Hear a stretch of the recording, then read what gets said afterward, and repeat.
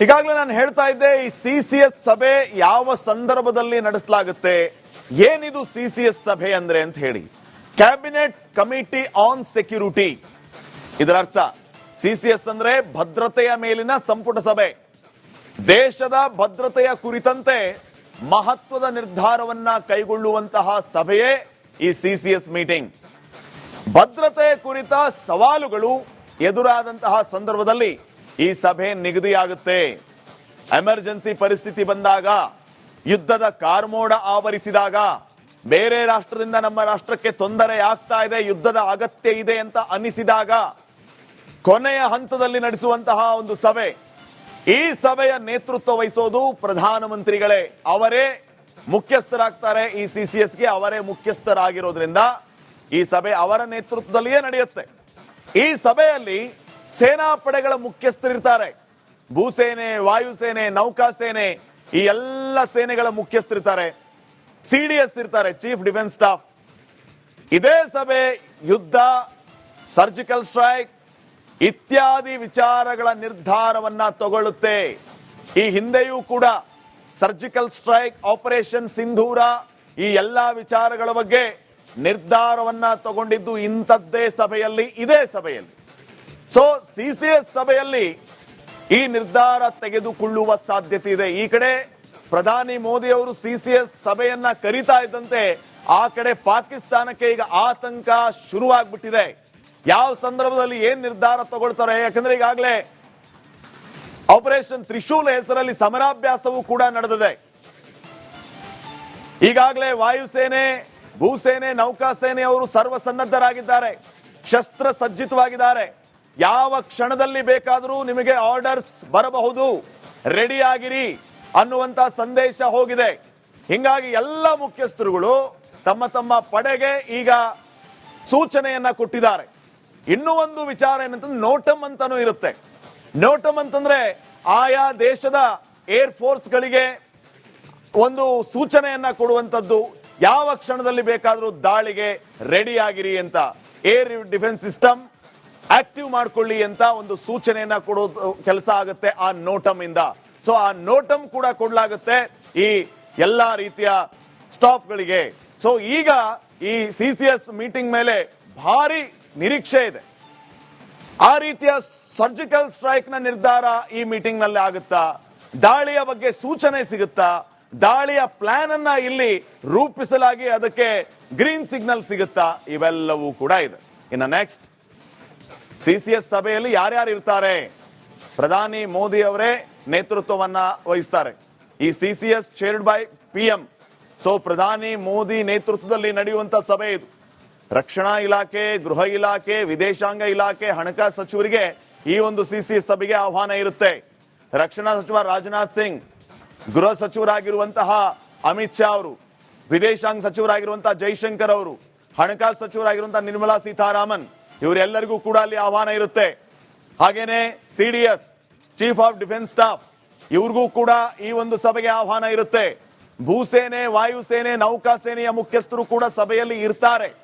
ರಾಷ್ಟ್ರೀಯ ಭದ್ರತಾ ಸಲಹೆಗಾರರು ಅವರು ಕೂಡ ಈ ಒಂದು ಸಭೆಯಲ್ಲಿ ಇರ್ತಾರೆ. ಅಜಿತ್ ದೋವಲ್, ರಾಜನಾಥ್ ಸಿಂಗ್, ಅಮಿತ್ ಶಾ, ಜೈಶಂಕರ್, ನಿರ್ಮಲಾ ಸೀತಾರಾಮನ್ ಈ ಸಭೆಯಲ್ಲಿ ಇರ್ತಾರೆ. NSA ಅಜಿತ್ ದೋವಲ್ ಕೂಡ ಈ ಸಭೆಯಲ್ಲಿ ಇರ್ತಾರೆ. ಈ ಸಭೆಯ ಒಂದು ಭಾಗ ಇವರೆಲ್ಲ. ಸೊ ಇವರೆಲ್ಲರೂ ಕೂಡ ಅಂತಿಮವಾಗಿ ನಿರ್ಧಾರವನ್ನ ಮಾಡ್ತಾರೆ. ಯಾರೆಲ್ಲ ತಪ್ಪಿತಸ್ಥರಿದ್ದಾರೋ, ಯಾರು ಇಂಥ ಕುಕೃತ್ಯಗಳನ್ನ ಎಸಗುತ್ತಿದ್ದಾರೋ, ಅವರ ಹಿನ್ನೆಲೆ ಏನು, ಅವರಿಗೆ ಯಾರು ಪೋಷಿಸ್ತಾ ಇದ್ದಾರೆ ಅನ್ನುವಂತ ಸುಳಿವು ಸಿಕ್ಕರೆ, ಕನ್ಫರ್ಮ್ ಆದರೆ ಹುಡುಕಿ ಹುಡುಕಿ ಹೊಡೆಯುವಂತಹ ಕೆಲಸ ಆಗುತ್ತೆ. ಅದರ ನಿರ್ಧಾರ ಇದೇ ಸಭೆಯಲ್ಲಾಗುತ್ತೆ. ಪ್ರಧಾನಿ ಮೋದಿ ಅವರು ಲಾಸ್ಟ್ ಟೈಮ್ ಕೂಡ ಹೇಳಿದ್ರು, ಅಟ್ಯಾಕ್ ಆದಂತಹ ಟೈಮ್ ನಲ್ಲಿ ಪಹಲ್ಗಾಮ್ನಲ್ಲಿ ಗುಸ್ಕೆ ಮಾರೆಂಗೆ ಅಂತ ಹೇಳಿದ್ರು, ನಿಮ್ಮ ಮನೆ ಹೊಕ್ಕು ಹೊಡಿತೀವಿ ಶತ್ರುಗಳೇ ಅಂತ ಹೇಳಿದ್ರು. ಆ ಪ್ರಕಾರವಾಗಿ ಆಪರೇಷನ್ ಸಿಂಧೂರ ಆಯಿತು. ಯಾವ ರೀತಿ ಅಟ್ಯಾಕ್ ಆಯಿತು ಅನ್ನೋದನ್ನ ನೀವು ಗಮನಿಸಿದ್ದೀರಿ. ಕ್ರಮೇಣ ಕಾಲಾನಂತರ ಅಲ್ಲಿನ ಪಾಕಿಸ್ತಾನದ ಮುಖ್ಯಸ್ಥರುಗಳು, ಆ ಉಗ್ರ ಸಂಘಟನೆಯ ಮುಖ್ಯಸ್ಥರುಗಳು ಓಪನ್ ಸ್ಟೇಜ್ ಅಲ್ಲಿ ನಮ್ಮ ನಾಯಕರನ್ನ ಇಂಥ ಸ್ಟ್ರೈಕ್ ಅಲ್ಲಿ ನಾವು ಕಳ್ಕೊಂಡ್ವಿ ಅಂತ ಅವರೇ ಬಹಿರಂಗವಾಗಿ ಹೇಳ್ಕೊಂಡ್ರು. ಸೊ ಇವೆಲ್ಲವೂ ಕೂಡ ಸಾಕ್ಷಿಯಾಗಿದೆ. ಅದೆಲ್ಲವನ್ನ ನಿರ್ಧಾರ ಮಾಡೋದೇ ಈ ಸಿಸಿಎಸ್. ದೆಹಲಿ ಬ್ಲಾಸ್ಟ್ ಮತ್ತು ಸಿಸಿಎಸ್ ಸಭೆ ಎಷ್ಟು ಮಹತ್ವವನ್ನ ಪಡೆದುಕೊಳ್ಳುತ್ತೆ ಅಂತ ನೋಡ್ದಾ ಹೋದ್ರೆ ಗೃಹ ಸಚಿವರು ಪ್ರಧಾನಿಗೆ ದೆಹಲಿ ಸ್ಫೋಟದ ಘಟನೆಯನ್ನ ವಿವರಿಸ್ತಾರೆ. ಗೃಹ ಸಚಿವರು ಏನೆಲ್ಲ ನಡೆದಿದೆ, ಈವರೆಗೂ ತನಿಖಾ ಹಂತ ಯಾವ ಮಟ್ಟವನ್ನ ತಲುಪಿದೆ, ಇಲ್ಲಿವರೆಗೂ ಏನೇನು ಮಾಹಿತಿ ಲಭ್ಯ ಆಗಿದೆ, ಎಲ್ಲ ವಿಚಾರಗಳನ್ನ ಗೃಹ ಸಚಿವರು ಪ್ರಧಾನಿ ಮೋದಿ ಅವರಿಗೆ ಅಂದ್ರೆ ಪ್ರಧಾನಮಂತ್ರಿಗೆ ವಿವರಿಸ್ತಾರೆ. ತನಿಖೆಯ ಎಲ್ಲಾ ವಿವರಗಳನ್ನು ಕೂಡ ಪ್ರಧಾನಿಗೆ ಸಲ್ಲಿಸಲಾಗುತ್ತೆ, ತಿಳಿಸಲಾಗುತ್ತೆ. ರಕ್ಷಣಾ ಸಚಿವರು ಸೇನಾ ಸನ್ನದ್ಧತೆಯ ವಿವರವನ್ನ ಕೂಡ ನೀಡ್ತಾರೆ.